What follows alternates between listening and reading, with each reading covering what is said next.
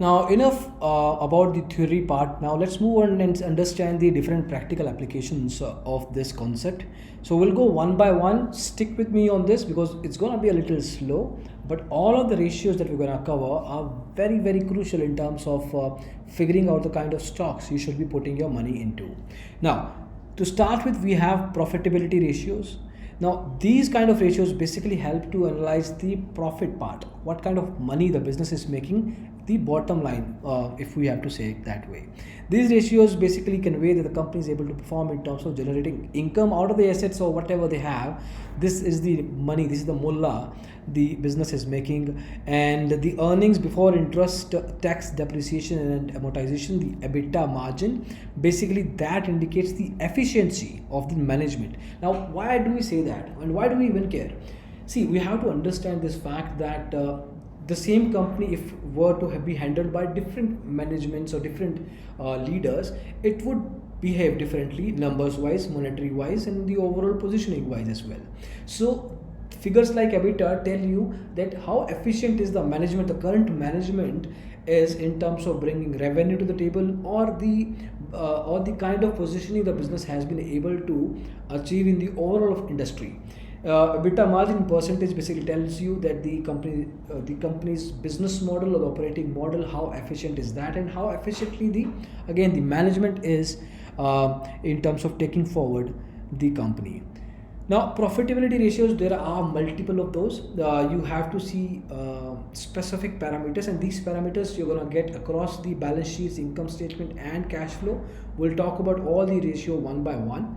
So, EBITDA calculation is simple. Pretty much, you have to use the operating revenue and you deduct the operating expense out of it, or you can sum the net income with interest, tax, depreciation amount, and amortization. Now, what do they mean? So, operating revenue, if you have to calculate, you see the total revenue minus the other income. If you do that, you get the operating revenue for your business. Then you move on and see what are the operating expenses are. So, total expense, how much expenses the business is going through. You deduct the finance cost and the depreciation and the amortization part out of it. You get the operating expense. With that, you can get EBITDA. EBITDA margin equals to EBITDA divided by total revenue minus other income, which is again the operating revenue. So now you get the percentage. So this percentage is important, and you have to compare this percentage with the last 5 to 10 financial years of the same company. And you can also do that with the comparison of the EBITDA margin or any other ratio that you're going to discuss with the other companies in the same sector. Then you see that this company is doing better in terms of itself, if you have to compare it to the last 5-10 years, or in terms of the competition of the same industry. Then you get to make a choice objectively. Moving ahead, now we're talking about EBITDA, and calculation is simple. For example, the three statements that we have seen. We'll take the numbers from there. So EBITDA equals to operating revenue minus operating expense. You have the number. All the numbers are in crores. If you use that operating expense, if you go back to the sheet, you have to deduct the finance cost, depreciation, amortization from the total expense. You get the operating expense. Once you do that, you get the you get the EBITDA number, and this particular EBITDA number can then further be used to calculate the EBITDA margin. Now, where do you get these numbers from? So, operating revenue, if you were to see closely, you have to go back to these statements here. You have operating activities, the cash flow. This is the P&L. You see revenue from operations. So you see 17,400.85. This is the other, including the other income. If I don't do that, then it is 17,383.97. Now, if I come back here, if you see 17,383.97. So basically, we have taken this number from the profit and loss statement, and we are specifically talking about the revenue of operations. And similarly, you can check the expenses part. If you go back to this sheet here, you have 11,363.55. You come back to this income statement, you see closely here total expenses column of 11,000 rather 365.55. So these numbers are pretty much available in the statements, and you can get the other ones as well. And now you have something in front of you where you can use it and then certainly apply it for your overall decision making process.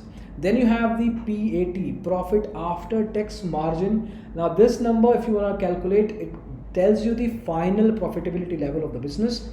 The calculation is simple. PAT is divided by total revenue. Total revenue, you're gonna get it from, yes, you're gonna get it from, if you go back to the income statement, you saw that 17,383. You include the income from other sources, you get 17,400.85, and this is your overall total revenue. And then you have the PAT, profit after tax. You divide these two numbers, you have the PAT margin at 22.3%. Moving on, what do we have here? ROE, return on equity. It's a very important ratio, as we have mentioned it here. It helps you that in terms of telling you the return that you can be expecting from the each unit of capital that you have invested into. Each unit is primarily buying, let's say, one stock of the company. Definition wise speaking, ROE measures the entity's ability to generate profit from the shareholders' investment. So if you are a shareholder, if you are investing in, let's say, 100 of shareholders investing in the company, what is the business's ability to generate profit out of that investment? This is return on equity for you. So if it is high, it means good amount of cash is being generated by the company, and it's a good thing. So you don't need debt anymore, you don't need loans. The money that is being created by the shareholders is going to help the company in generating decent amount of profit. Higher ROE also indicates a higher level of performance by the same management of the company. Now, if you were to calculate it, again, mathematically speaking, the ROE can be seen as net profit divided by shareholder equity. You multiply that number into 100. Net profit you have is 3890.34. You get it from your income statement. Shareholder equity is 19,563.63. You get it from your balance sheet. You divide these two things here, and you get 19.88% as your ROE or profitability ratio. Then you have another profitability ratio called return on asset. Now, return on asset basically tells you the ability of a company to create asset, to use the asset rather, to create profits. Now, in the ROE, you are using shareholders' money investments. Here, you are using assets. So it's return on asset. It is net income divided by total average assets. Net profit you already have from your income statement. Total average assets can be taken from, you have to divide the sum of last 2 years, the overall assets that business has, and you get something like this. Let's say it's 96,057.65 crore. This is the average assets. ROA is equals to 3890 divided by 96057.65 multiplied by 100%, you get 4.05%. Now, what do you mean by 4.05, or let's go back to ROE, what do you mean by 19.88? Now, while we are telling you that these are the numbers, we are also telling you higher this number is better, or higher this number is not good. So it really depends. Now, what is higher, like 19.88%, higher than what? So again, you have to go back to the last 5-10 financial years of the same company and then see that whether this business or whether this company has been doing better as compared to its previous financial years, or it's doing worse. And similarly, you have to go back to the other companies in the same sector and figure out where this particular company stands and whether you should be investing in this or not. So it goes for ROA as well. Then you have ROCE, return on capital employed. So what does ROCE mean? So return on capital employed basically tells you that the kind of profitability the company is making if you have the overall capital at in hand for you. So what do you mean by that?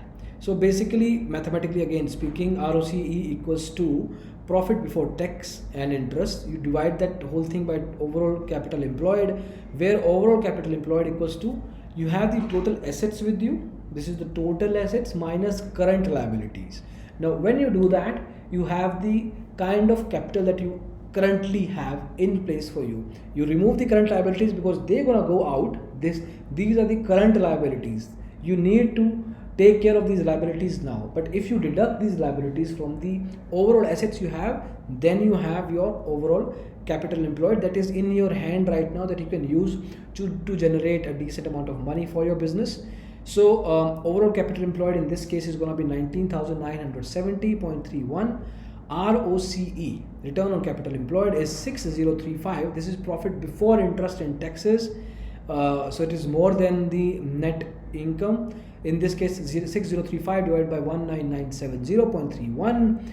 ROCE with these three financial statements you have is 30.22%. Now, looking at the overall profitability ratio summary, EBITDA is 12,096.34, PAT margin is 22.3%, ROE is 19.8. You have the numbers in front of you.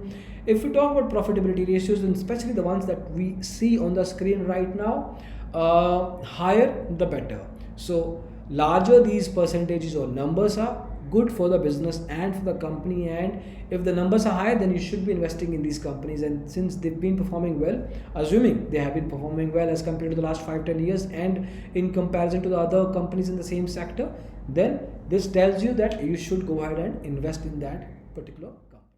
This particular ratio, interest coverage ratio, it focuses on the long-term solvency of the company. Debt to equity ratio is basically the total amount of debt capital.